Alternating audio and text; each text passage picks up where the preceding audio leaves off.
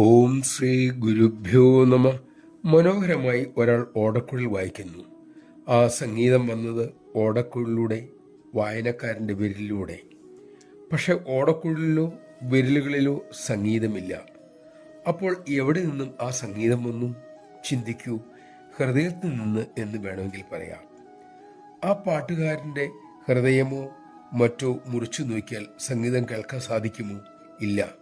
പിന്നെ എവിടെയാണ് സംഗീതത്തിൻ്റെ ശരിയായ ഉറവിടം? മക്കളെ, അതിൻ്റെ ഉറവിടം ഇതിനൊക്കെ അപ്പുറത്താണ്. പരമാത്മാവിൽ നിന്നാണ്, ബ്രഹ്മശക്തിയിൽ നിന്നാണ് അത് വന്നത്. പക്ഷെ അഹങ്കാരത്തിന് ആ ശക്തിയെ തിരിച്ചറിയാൻ കഴിയുകയുമില്ല. ഹൃദയത്തിൻ്റെ ഭാഷ മനസ്സിലാക്കിയാൽ മക്കൾക്ക് ഈശ്വരനെ അറിയാനും അനുഭവിക്കാനും സാധിക്കും. നമഃ ശിവായ. ഹൃദയത്തിൻ്റെ ഭാഷ, അതായത് ഈശ്വരൻ്റെ ഭാഷ മനസ്സിലാക്കാൻ നമ്മുടെ മനസ്സ് ശുദ്ധ സ്നേഹം കൊണ്ട് നിറയണം.